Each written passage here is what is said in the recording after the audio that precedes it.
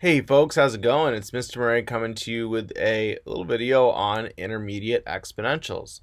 So now what I'm going to do is I'm going to begin to turn up the heat a little bit here.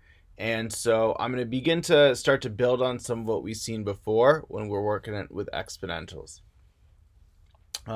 So in the beginning, we really focused on how to graph functions that looks like maybe f of x only with really like a b value.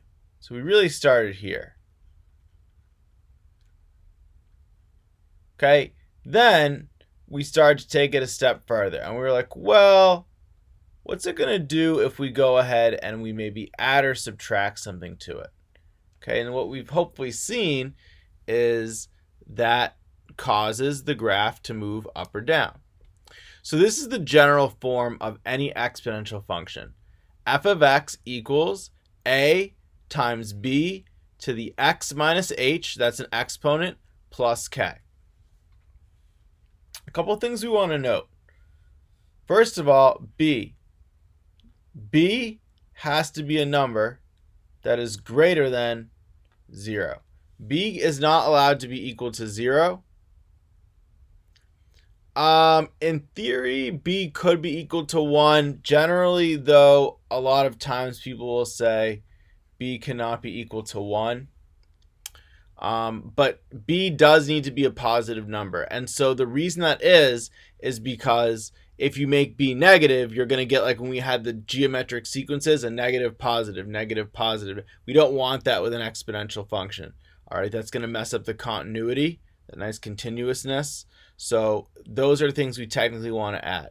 Now, what does each one of these things do? Also, by the way, before I continue, we also should note, right, obviously a can't be 0 either, or else all we'd have left was k. Okay, so in any case, what does each one of these things do? Well, a is going to be really important. So what a does is a influences the stretch or the shrink. So the farther you make a away from 0, the more you're going to stretch the function. And the reason is because, as we're going to find out, the order in which you do these things means that once you've figured out what's going on here with the b, you're then going to take that and multiply it by a. So a has this effect of like amplifying, and it's going to influence the value, right? Multiplication tends to influence the value of something more than addition does. Okay, so that's why really a plays a big influence in the stretching and the shrinking. Also, depending on if a is positive or negative, because a is allowed to be a negative number, unlike b, we could be either above or below the asymptote.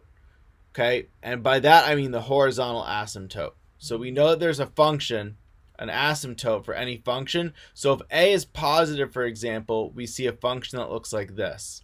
So you can see it's above the asymptote. And it doesn't matter whether the function goes increasing or decreasing. If a is positive, it's always going to be above the horizontal asymptote. Okay, if a is negative, it's going to be opposite. It's always going to be below the asymptote. So either decreasing like that or increasing like that. Okay, so that's important to know. All right, so b. What does b do? Well, b tells you whether I'm getting closer to the asymptote as x gets bigger or further away. So if you look at the red example here and you look at the green example here, these are all examples where b is greater than 1. And I know that b is greater than 1 because as x gets bigger and bigger, the values are getting further and further from 0. The reason this is negative is, remember that a was negative, and because a is negative, it's going to be pulling things in the negative direction. Okay, so b is greater than 1. We're going to be getting further from the asymptote. Okay, now the other scenario is that b is a fraction between 0 and 1, a half, a third, 5/6, 2/3, 7/8, stuff like that. Okay, that's going to be meaning we're getting closer to the asymptote. Okay, so you can see this example and this example. Okay, as x gets bigger, we get closer to the asymptote. And again, we're going to see some examples of this, so don't fret it. The h in the exponent, that's going to cause a vertical, or rather a horizontal shift left or right. If it's a negative h or a minus h, it's going to be a shift to the right. And if it's a plus h, it's going to be a shift to the left. So this is the one where it goes opposite of what you'd think.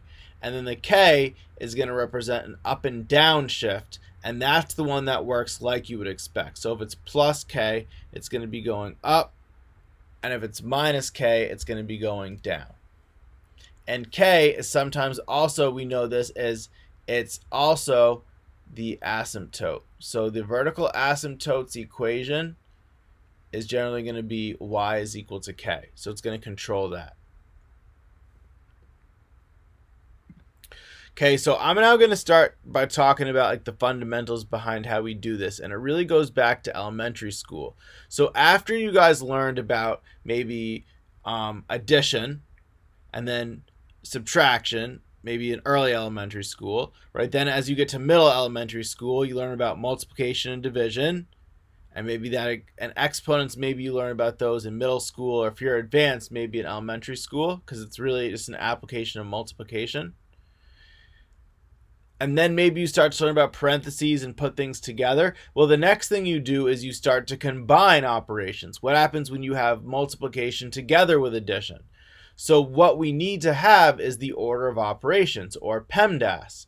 And we need that because whenever you or me or someone else, like your friend or another teacher, looks at a expression with numbers, we all need to be able to calculate it and get the same answer. And so by having the order of operations, we can all follow the exact same set of steps and therefore always get the exact same answer. So this is why PEMDAS is extremely important. Why the heck do we care about PEMDAS? Well, I'll tell you. Because when you think about it, all we're essentially doing when we make a graph is we're just really making a table and then figuring out how that relates to points. But think about it. If I plug in 1, what am I doing? It's 4 times 2, but look, x is 1. And now that x is 1, well, this is an example of PEMDAS. So first I do my exponent, 2 to the 1 is 2, and then I do my multiplication. 2 times 4 is 8. And that gives me a point. Right now, when I plug in 2, now I'm substituting 2 into the equation, but PEMDAS is still the thing that I'm going to use, right? Because again, you and me and anyone who looks at this thing, 4 times 2 squared, we all need to get the same answer. And the only way we're always going to get the same answer is if we all follow PEMDAS. Okay, so here I've got 2 squared is 4 times 4 is 16. And I've got a feeling that this is going to be the last one that will fit on the graph. Okay, so now I'm going to go to 0. 2 to the 0 is 1. 1 times 4 is 4. What about negative 1?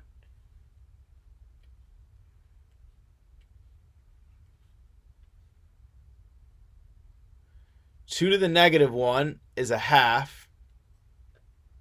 4 times a half is 2. Then negative 2 is going to be 4 times a quarter, or 1. So what we're actually going to find is we're getting closer and closer to 0. It's going to look something like this. Okay? So hopefully this made sense to you. The idea, and I'll just go ahead and put a 1 in here, though the idea is we're simply just following PEMDAS. And no matter how difficult, no matter how ugly, or no matter how intimidating these look, what you have to know is that it all comes back to PEMDAS and just simply plugging in a number, getting an expression, and then using PEMDAS to figure out its value.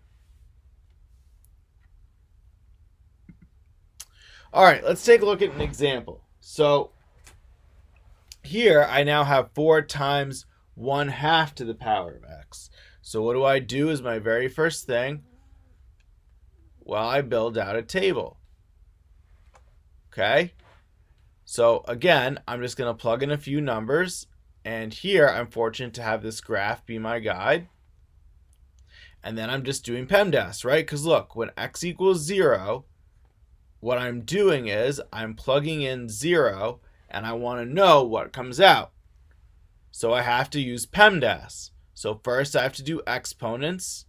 1/2 to the 0 is 1. So it's 4 times 1, which is 4.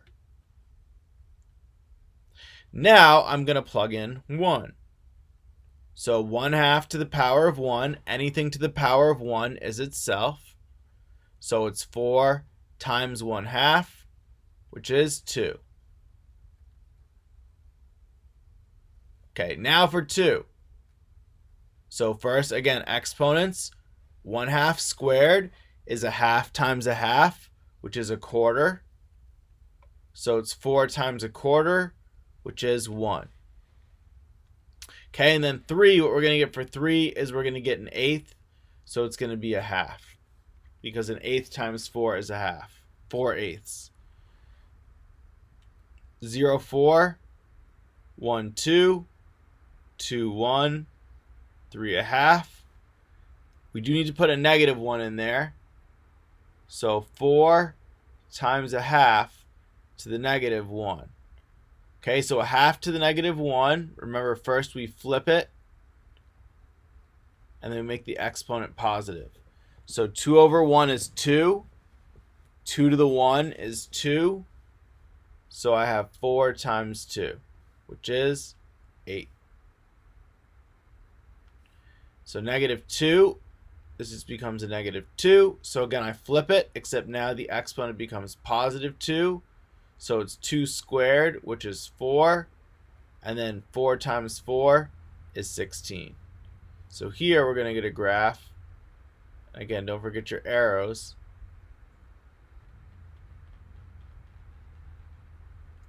They look something like this.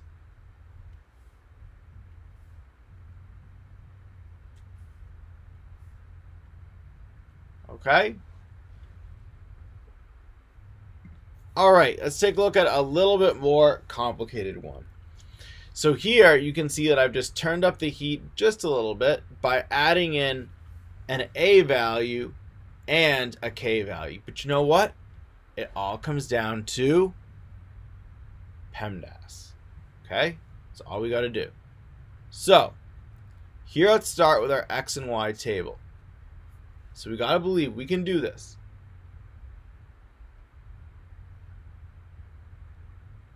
So basically, let's start by choosing a number and plugging it in. Now, let's take a look at what we have here. I take a look at this exponent. So this is going to complicate things because I can't just figure out what 2 to the x is. I first have to figure out the exponent. You can almost look at the exponent as your P for parentheses because you have to do this first. You can't do the exponent until you figure out what it is. You can't do E, essentially, right? So look, x minus 2, let's focus in on that. Let's pretend that x minus 2 is the only thing that exists. Block everything else out. What would be a really good number to plug into x minus 2? What I'm thinking is, well, if I plug in 2, then what I'm going to get is 3 times 2 to the 2, because essentially, right, this is what's being plugged in, minus 2. Okay, there's a lot of 2's being thrown around. So the red is where I'm plugging in. Now, 2 minus 2, well, look, that's 0. So see how I'm plugging in to get 0? 2 to the 0 is 1. 3 times 1 is 3. And 3 plus 2 is 5. So I have 2, 5. Okay. All right, how about 3? So now, and just look, you just got to believe me. You got to stick with me on this one. Take a systematic approach, and you're going to notice how little changes. Look, 3 minus 2. So now it's 1. So now, instead of doing 3 times 1 plus 2, what's 2 to the 1? Well, that's 2. But see how little changes? Now it is 6 plus 2, which is 8.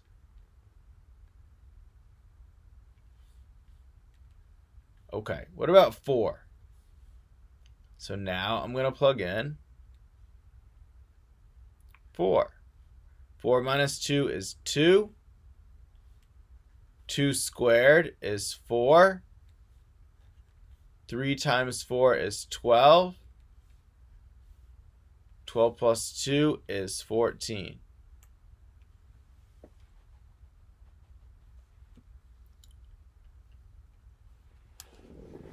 All right, and I did the math in my head really quickly, and I know that 5 is going to be off the graph. So I'm not going to put 5 on there. Okay, so what about 1? So now I'm going to plug in 1. So 1 minus 2, that's negative 1. Remember, 2 to the negative 1, that's 1 half. 3 times a half, that's 1 and a half. 1 and a half plus 2, that's 3 and a half.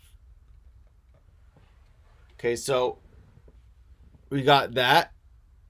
Now I'm going to plug in 0. Ordinarily, we'd expect to get 1, right? But not that easy because we got to subtract 2. So 0 minus 2 is negative 2. 2 to the power of negative 2 is negative 4. Rather, not negative 4. 2 to the power of negative 2 is 1/4. 3 times a quarter, that's 3/4. And now what I got is 2.75, 2 3/4. And what we're going to see is, where we're going towards is 2. We're getting closer and closer to 2. Okay, that's just a little rough sketch there. So hopefully that made sense. Please rewind if needed. And I'm moving on now. Okay, folks, one last example, because I've been going for a little bit. Y equals negative 2 to the x minus 1 plus 4. So how is this going to affect things? Well, as always, we're going to start with our you-know-what. Let's try to plug in some numbers here. So again, I know I'm going to have to do the exponent first. So let's drop in 1. 1 minus 1, and look, we always take some time and write it out, right? 1 minus 1 is 0. 2 to the 0 is 1. Negative 1 plus 4 is 3. Now I do 2. 2 minus 1 is 1. Okay, we got to be careful here. Okay, so 2 to the 1 is 2, but this makes it a negative 2. So negative 2 plus 4 is 2. Interesting.